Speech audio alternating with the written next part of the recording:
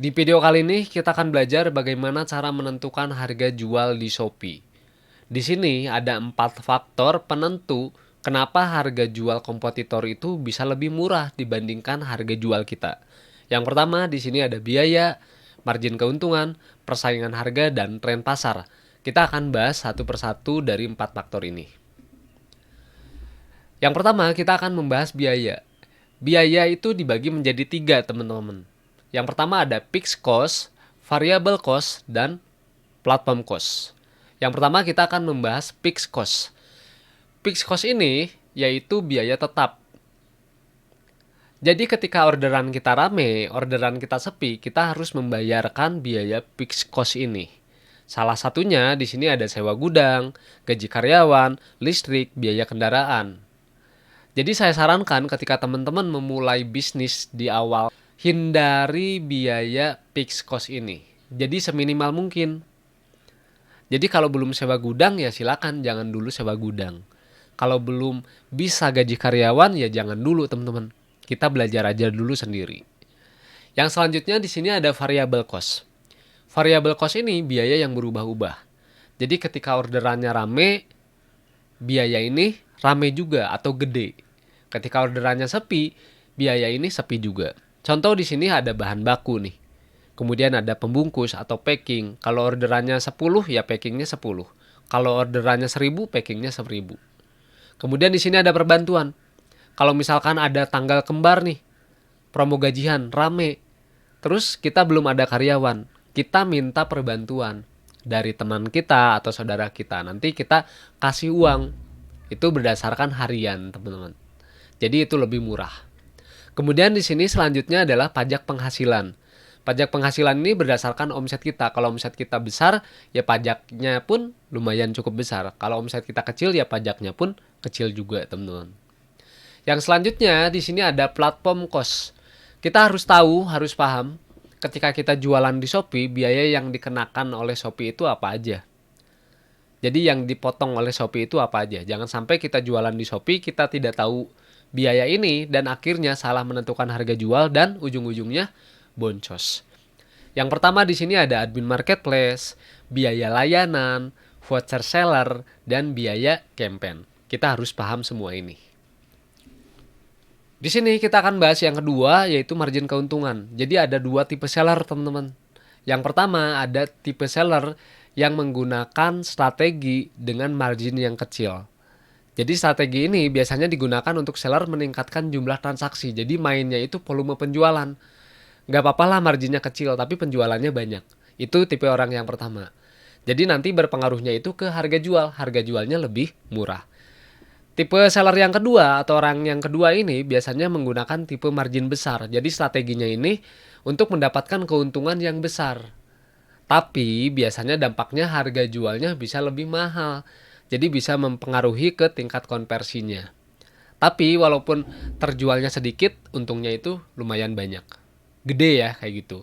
Nah, di sini teman-teman silakan kalian mau masuk ke tipe yang mana. Ini tergantung strategi masing-masing seller itu berbeda. Selanjutnya di sini ada persaingan harga. Yang pertama, teman-teman cek harga produk yang sama di marketplace. Kenapa sih harga kompetitor itu murah? Nah, kita harus cari tahu nih. Kita harus cari tahu perbandingan harga setiap produk tersebut di setiap marketplace. Harganya gimana? Apakah persaingannya masih sehat atau tidak? Kita cek itu. Kemudian yang selanjutnya, teman-teman di sini bisa cek harga juga di platform lain.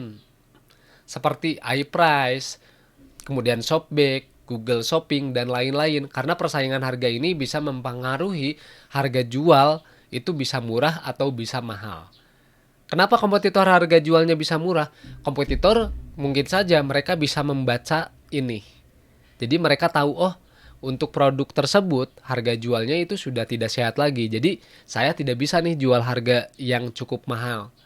Jadi saya jual harganya yang murah. Yang keempat adalah tren pasar. Kita harus bisa membaca tren pasar, teman-teman. Yang pertama di sini banyak permintaan market dan sedikit yang menjual. Jadi banyak yang membutuhkan produk yang kita jual nih. Dan yang menjualnya itu misalkan baru kita aja. ini harga bisa kita naikkan teman-teman. Atau yang menjualnya itu baru sedikit orang lah kayak gitu. Jadi kita harga bisa naikkan. Yang kedua, kecil permintaan market. Jadi yang beli itu udah sedikit, yang nyari itu udah sedikit, tapi yang jualnya banyak. Nah, ini harganya biasanya sudah banting-bantingan atau sudah rusak ya harganya. Persaingan harga sudah muncul di sana. Misalkan kita jualan masker nih. Masker itu kan permintaannya sudah kecil, teman-teman. Tapi yang jual sekarang masih banyak. Kenapa masih banyak? Ya karena stok yang kemarin itu masih ada. Kayak gitu ya. Nah, di sini tipsnya kita harus mencoba. Nah, di sini tipsnya kita harus membaca produk apa yang trennya sedang naik atau turun. Jadi teman-teman jangan sampai membeli produk yang trennya itu sudah turun atau usang karena nantinya akan mempengaruhi ke cash flow kita. Nah, cara mengecek produk yang sedang tren, teman-teman bisa cek sosial media, Instagram, TikTok, dan lain-lain ya. Teman-teman silakan cek. Kira-kira produk ini masih trennya itu masih bagus apa enggak. Sebelum teman-teman nanti menjual produk ini atau produksi produk ini. Oke, langkah selanjutnya di sini kita akan belajar cara menentukan harga jual. Di sini teman-teman menentukan harga jual berdasarkan persentase keuntungan. Ini ya. Nah, yang pertama, ketika kalian menentukan harga jual, yang pertama kalian harus tahu dulu HPP-nya itu berapa. HPP ini harga pokok produksi. Contohnya di sini misalkan HPP-nya itu 100.000 nih. Kemudian persentase margin keuntungannya yang ingin kita dapat itu berapa? 40%. Kayak gitu ya. Nah, di sini pertanyaannya, harga jualnya berapa? Biasanya kalau teman-teman itu menghitungnya itu 100.000 dikali 40%, maka hasilnya 140.000. Betul ya seperti itu.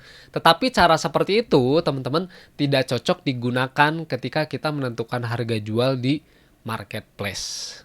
Tidak cocok digunakan ketika kita menentukan harga jual di marketplace.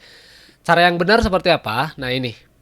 Jadi kita bedah dulu, margin 40% itu artinya apa? 40% itu artinya 100% dikurangi margin yang kita mau, 40%. Jadi 100% dikurangi 40% sama dengan 60%.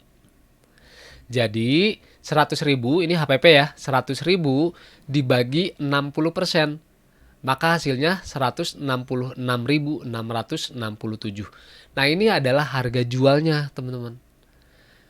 Jadi ketika kita HPP-nya itu 100.000 ingin mendapatkan keuntungan 40%, harga jualnya itu 166.667. Nah, di sini kita bisa baca ya teman-teman di sini. Margin 40% ini dengan asumsi misalkan biaya admin dan layanan marketplace itu tadi kurang lebih 10%. Kemudian kita sudah masukkan nih biaya iklan nih kurang lebih nanti 15%. Kemudian biaya operasional 5% dan keuntungannya itu 10%. Nah, di sini kita coba hitung. Tadi harga jualnya berapa, teman-teman? 166 ya. Harga jualnya itu 166.667. Nah, ini 40%. Jadi HPP-nya tadi berapa? 100.000. Kita mau untung berapa? Untung berapa? Tadi kita mau untungnya berapa? 40%. 40% ini artinya berapa artinya? 100% dikurangi 40%. Maka hasilnya 60%. 60%. Nah, kita akan pakai yang 60% ini.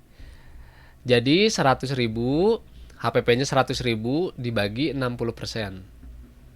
Sama dengan 166.667. Dengan asumsi 40% ini, nah ini ya, 40% ini teman-teman asumsinya, kan kita ambil untung 40%. Asumsinya tadi apa? 15% iklan. Kemudian 5%-nya operasional.